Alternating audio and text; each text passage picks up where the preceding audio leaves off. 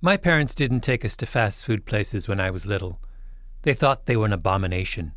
In any case, we didn't have a McDonald's back then in our little town, so it wasn't like I was confronted by the fact of French fries. They were some dimly understood concept, something that people out there somewhere did to a potato that somehow implicated the French. Then one day, after track practice, 13 years old, I went to my first McDonald's. Have you ever seen a puppy encounter snow for the first time? He burrows his nose into it with this look of perplexity and sheer delight because he can't understand where this white thing came from that is both fluffy and cold. It was like that for me. A slice of potato, crispy on the outside yet somehow pillowy soft on the inside. Right then and there, I gave my heart to McDonald's. And then McDonald's broke it. My name is Malcolm Gladwell. You're listening to Revisionist History, my podcast about things overlooked and misunderstood. This week, I'm on a mission to understand why McDonald's betrayed me so many years ago.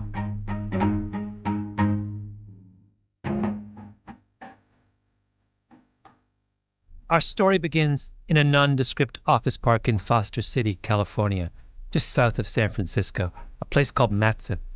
Maybe the top food research and development house in the country, the Los Alamos of food science. I came here to walk back the cat, as they say in the intelligence business, to figure out what happened on July 23rd, 1990, the day McDonald's changed the recipe of their fries forever and turned their backs on everything I once held dear.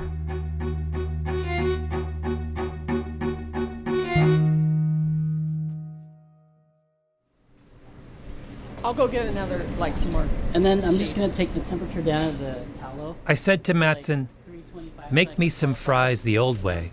Let's do a taste test. Modern fries versus original McDonald's fries. So we did. We ate them. Sat there in the Matson conference room in a blissful food coma. These are, I'm going back to the first one. I have to say these are excellent. Yeah. Those are king fries. Then we thought, let's call in some people too young to have ever tasted the old kind, just to make sure we weren't all dreaming, that this wasn't some middle-aged fantasy about how everything was better in the good old days. Do we have a millennial we can grab right away? Abigail, maybe Jack? Quick, before the fries get cold. What about Carol? Yeah. We had the batches of fries in identical baskets, identified only by number, 637, 128, and 75. We lined up the millennials. Start here, go down the line. I want to know which one you like the best. Millennial French fry opinions? Yeah, this is the millennial French fry eating contest. Okay. Very good. We have three, just for the record, we have three millennials here, is this correct? 23, 28, 25 years of age. The food scientists of the future. They sample all three options. They all reach the same conclusion. I like this one. You like it first? 637, yeah. Yeah, okay. Who's next? I also choose 637. I think I'm kind of torn between 128 and 637. But I think I like maybe 637 slightly better. 637. 637.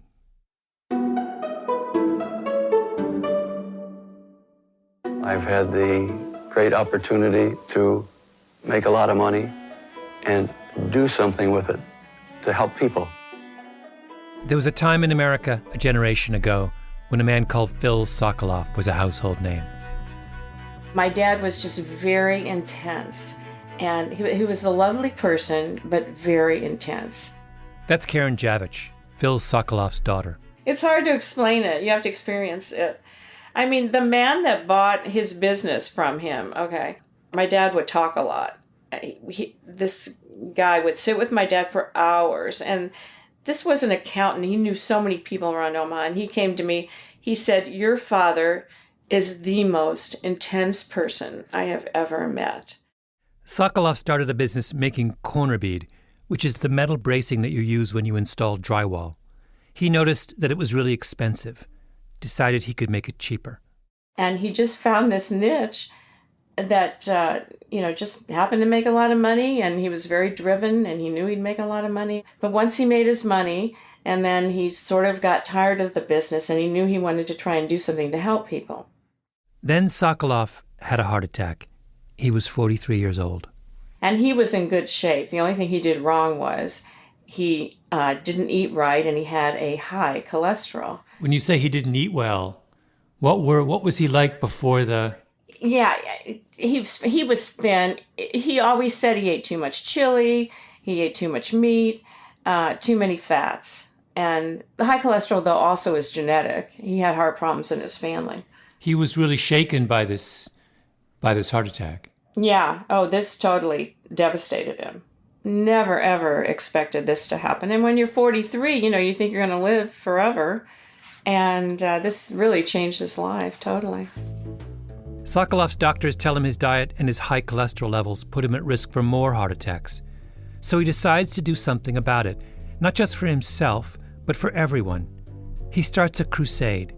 He wants to save America from saturated fat, the alleged culprit in high cholesterol. Sokoloff pays to have cholesterol tests for thousands of Nebraskans. He goes to Capitol Hill and does the same thing for 10,000 people who work there, including 70 senators. He starts campaigns to get low-fat milk in school lunches. He buys full-page ads in the Wall Street Journal and the New York Times and the Washington Post with huge, scary headlines. One year, he buys a $2.5 million ad during the Super Bowl. He takes over a billboard in Times Square to say, "Cut fat intake and live longer." This campaign that he was involved in, he spent an enormous amount of his own money on this. Yeah, he really did. I'm not sure how much, whether it was 14, 15 million, I can't remember. Wow. Yeah. Which 30 years ago is a lot of money. A lot of money. It still is. I remember my aunt telling me, he's spending all of your inheritance.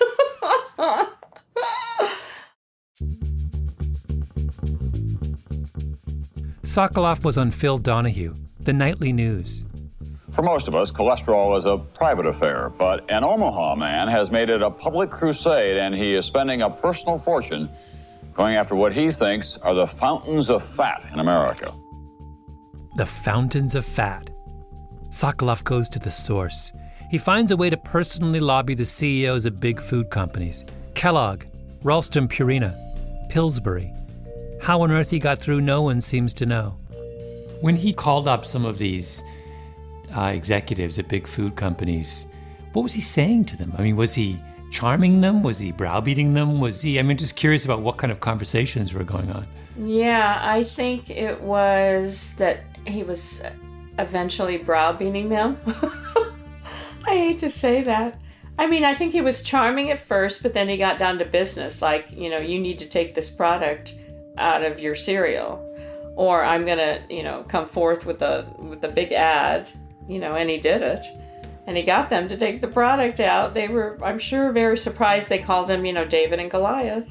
He's the little David taking on these big food companies. He loved that they said that about him. Then it happens. And maybe it was inevitable. Phil Sokoloff goes after McDonald's, the biggest prize of them all.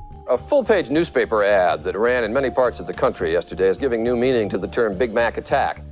They've been cooking their fries in beef tallow, animal fat. Sokoloff decides they have to stop. The ad is headlined, "The Poisoning of America," and it accuses McDonald's of selling burgers and fries that are loaded with fat. McDonald's denies the charges in the ad, which it calls reckless, misleading, and intended to scare rather than inform. Sokoloff is all over the media. The lone guy from Omaha up against the mightiest fast food company in history. It's riveting live TV. Phil Sokoloff is the man who placed the ad. He's a Nebraska businessman and the president of his group, which he calls the National Heart Savers Association. Here he is on Good Morning America. Also with us is Dick Starman, his senior vice president of McDonald's. Gentlemen, good morning to both of you. Good morning. And we're really on the same side. We just go about it differently. We're on the same side? Exactly. No, I don't want people to eat your hamburgers. They're too fat. But I want people to eat lean roast beef both sandwiches concerned about and diet good, healthy food.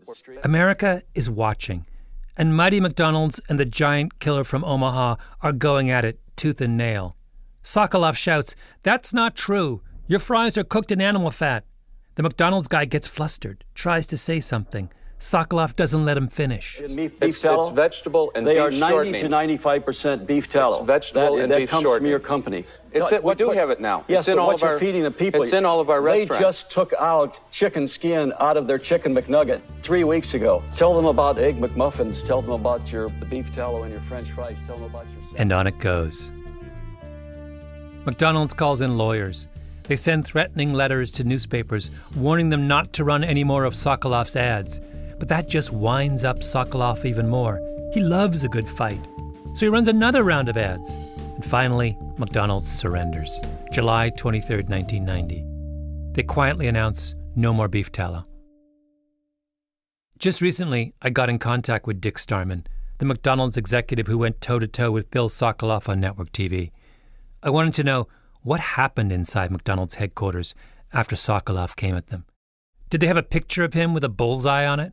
How was it that a company making mass-produced milkshakes, hamburgers, and deep-fried potatoes was somehow sensitive to the charge that they were making unhealthy food?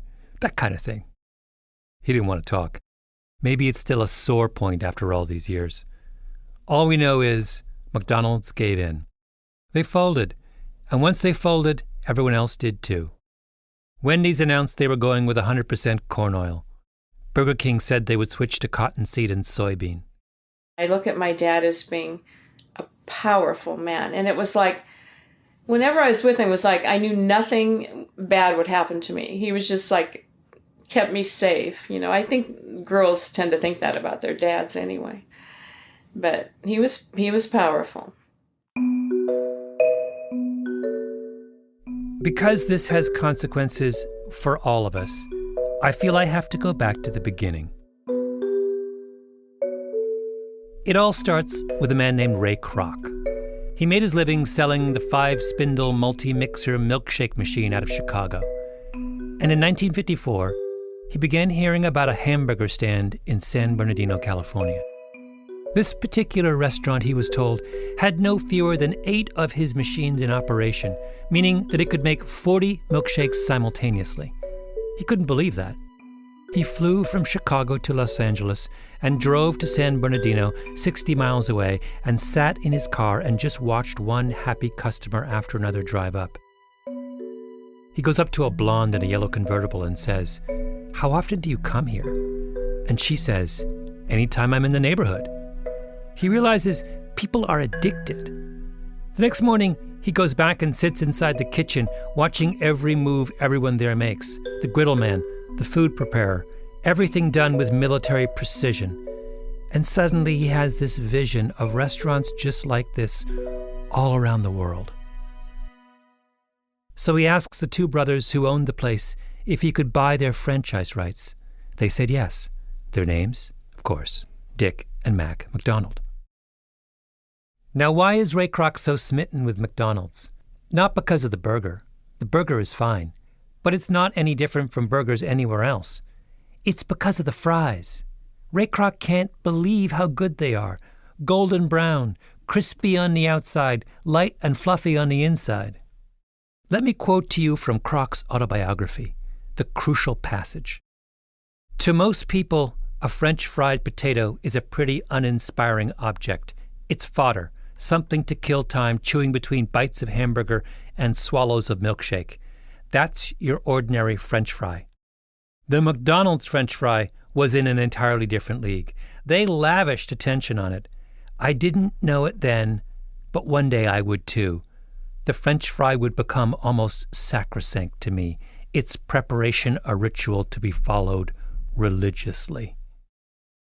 The McDonald's brothers used top-quality 8-ounce Idaho russets, peeled, soaked in cold water, then deep-fried in something Kroc would come to call Formula 47, which was a special beef tallow mix. Formula 47 was what's called a hard fat. Butter is a hard fat. Lard, which is pork fat, is a hard fat. Hard fats are saturated fats. From time immemorial, practically every culture in the world has used hard fats for baking and cooking, for good reason. Hard fats are stable. They don't undergo strange chemical changes when they're heated. And they're thick and creamy, not oily and fluid, which makes a big difference. You put butter on a slice of bread, it stays nice and thick on the surface. You put vegetable oil on bread, and the next thing you know, your nice firm slices turn to mush. When Nabisco took saturated fat out of the creamy middle of the Oreo cookie, the R&D was like the Apollo space program. The greatest minds in food engineering had to sit down and try and figure out how to keep the white part from turning into a slippery, oily mess. When Ray Kroc said that the French fry was sacrosanct to him, what he meant was that every element of its preparation was chosen for a reason. Chosen because it made for the optimal French fry experience.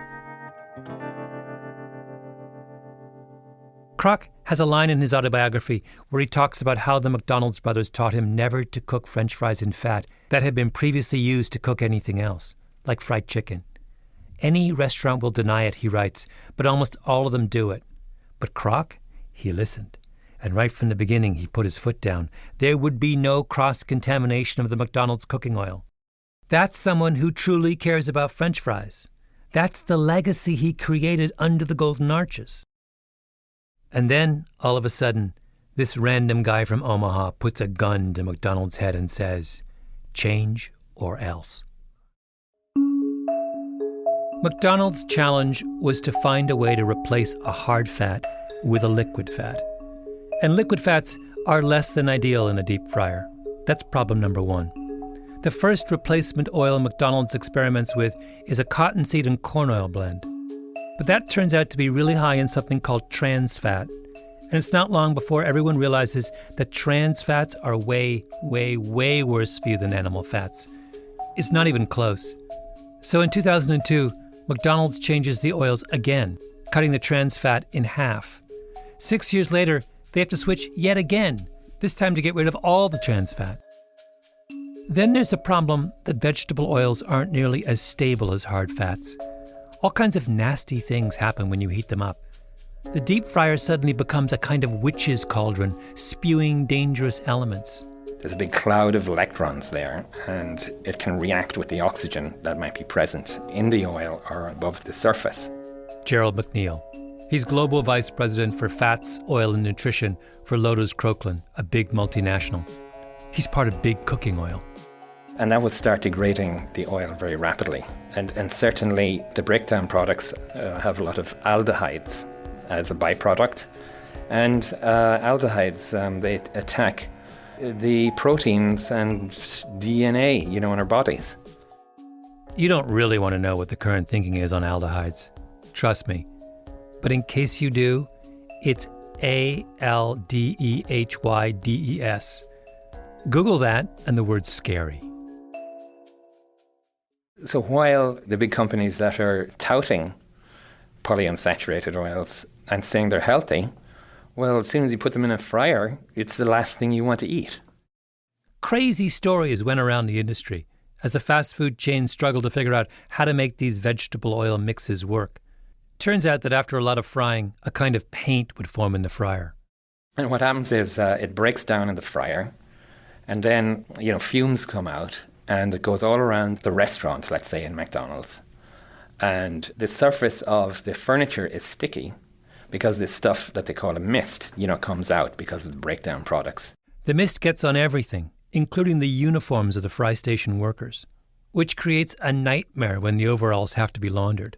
And when they went into the truck, to go off to be cleaned, sometimes just by piling the coats on top of each other, those coats would spontaneously combust and go on fire, because the breakdown products from the oil were highly flammable.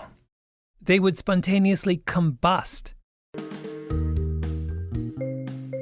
The point is that this is not some trivial matter. It's not. If you order a fried egg in a restaurant, you don't stipulate the medium in which you would like the egg to be cooked. It doesn't matter that much. A fried egg is a fried egg. But think for a moment about what a French fry is. You start with a potato, and a potato is basically starch and water, maybe 80% water. You plunge the potato into a vat of cooking oil, and the heat of the oil turns the water inside the potato into steam. That steam is the key to the fry. First, it makes the hard starch of the potato swell and soften, which is why the interior of a fry is so fluffy and light. At the same time, the steam rising from inside the fry keeps the cooking oil on the surface of the fry instead of seeping into the middle. That's why a fry is brown and crisp on the outside. Elizabeth Rosen once wrote a great book called The Primal Cheeseburger, where she calls the French fry the, quote, near perfect enactment of the enriching of a starch food with oil or fat. And she's absolutely right. You can add fat to potatoes without deep frying. That's called mashed potatoes. But at the end of the day, mashed potatoes are just mush. They don't have that crucial contrast between the fluffy and the crispy. The point is that the oil in which you deep fry the French fry is not incidental to the creation of the French fry. A French fry is by definition a potato derivative in which the water has been replaced with fat. The fat is as much a constituent of the French fry as the potato.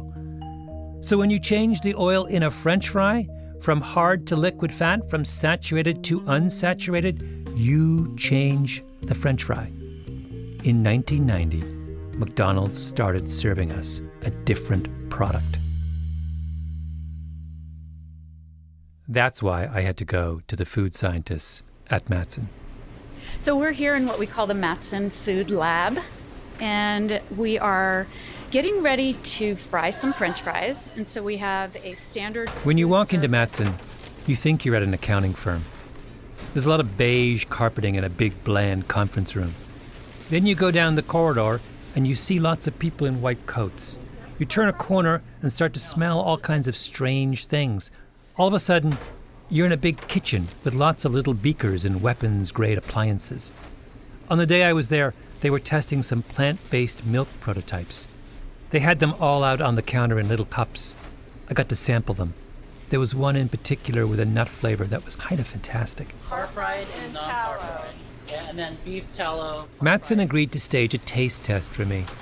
They would get a batch of frozen fries from the same suppliers that the fast food chains use, and they would cook them in vegetable oil just how they cooked them in a McDonald's.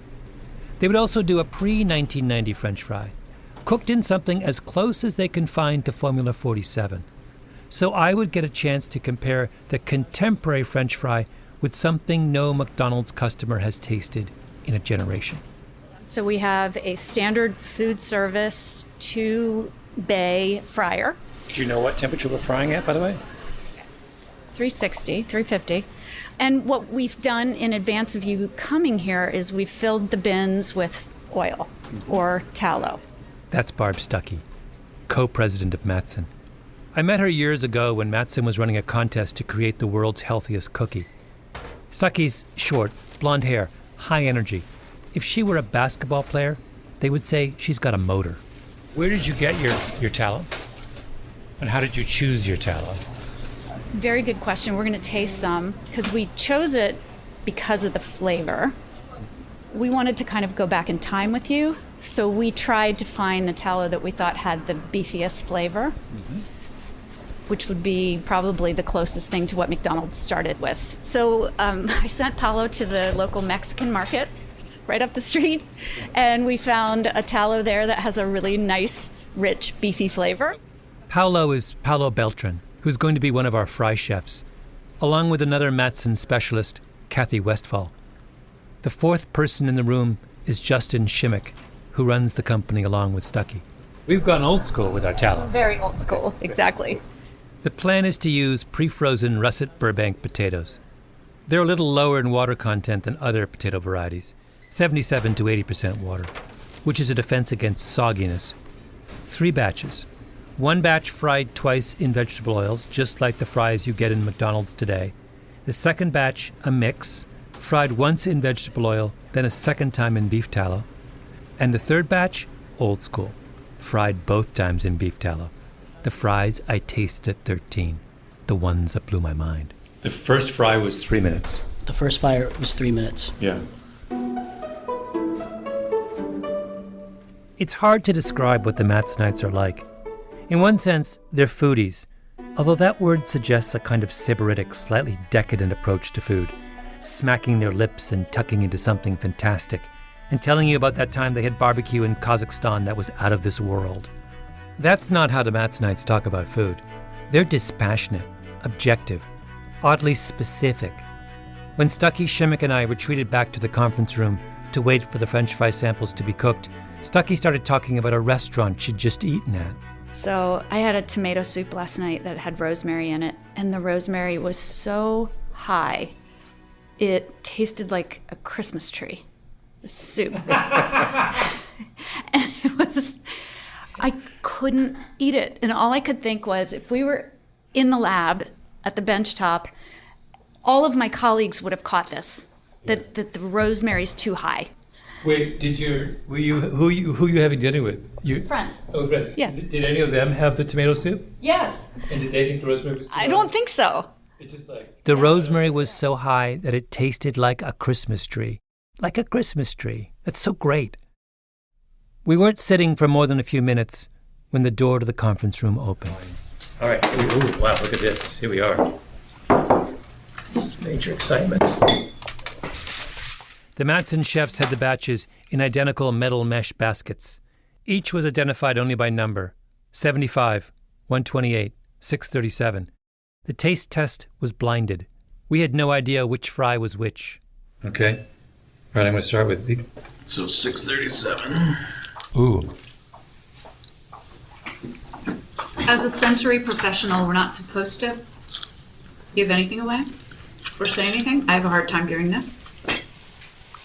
I'm sorry, that's amazing.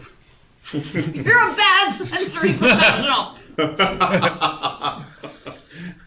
How is that not great? The baskets of fries were on the conference table in front of me. Everyone else had gathered around. These were people who make and consume some of the world's most exotic prepared foods for a living. You'd think they would be jaded, but they weren't. They were on it. And me, my head was spinning. I was in heaven.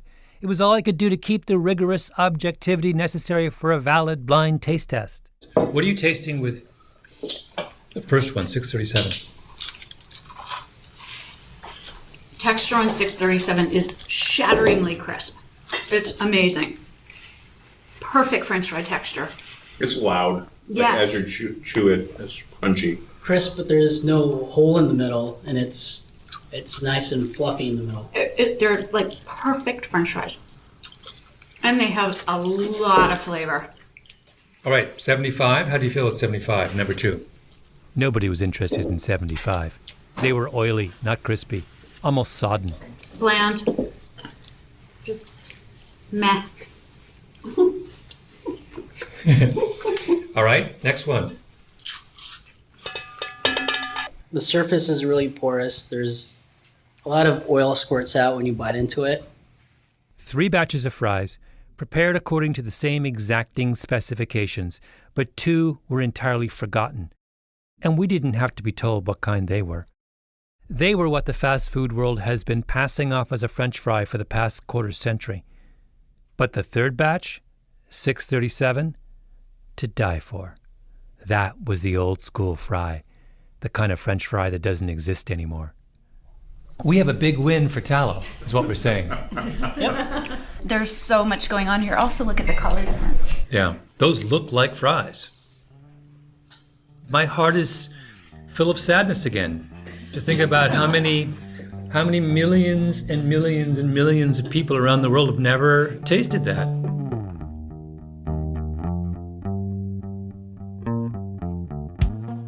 That's when we brought in the millennials as a second opinion, but also as an act of mercy, because they had no idea that this is what a French fry could be like. And it seemed unbearably cruel to deny them that privilege when a mound of 637 was just sitting there on the table. Can we agree that those are the best fries we tasted all afternoon? I would agree. Yeah. I'm gonna have more.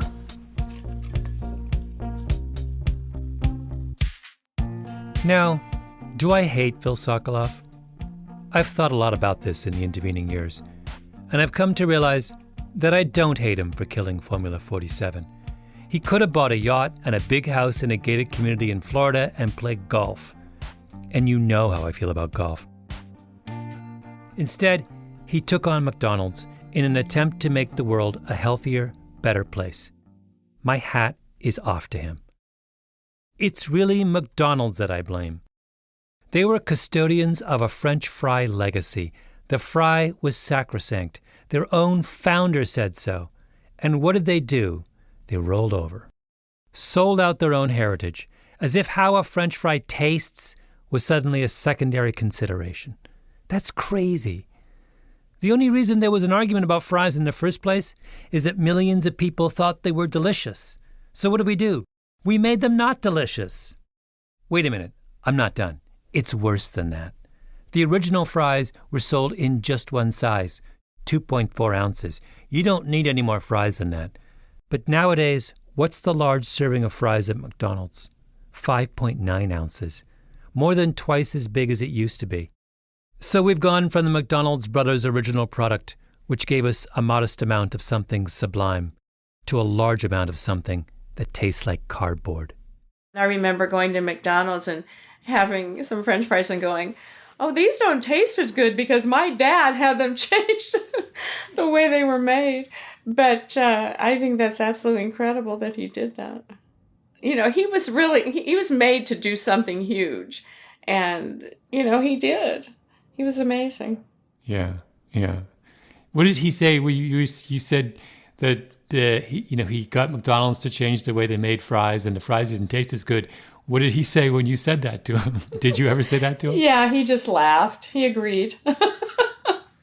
And he laughed. I mean, he did have a good sense of humor. I'm not surprised Phil Sokoloff wasn't interested in the sensual aspects of the French fry. Of course not. He was a zealot, a man shaken by his brush with death. He nibbled on vegetables and maybe an occasional turkey sandwich. He saw his job as getting all of us to think about the nutritional consequences of what we put in our mouths. And for that, I think, we are in his debt. But McDonald's should have stood up and pointed out what is lost when we define food so narrowly. The world's a bleak place when there's no room for pleasure. You know what one of the Matson millennials said after she had tasted a tallow fry for the first time? Thank you. Thank you for the delicious fries.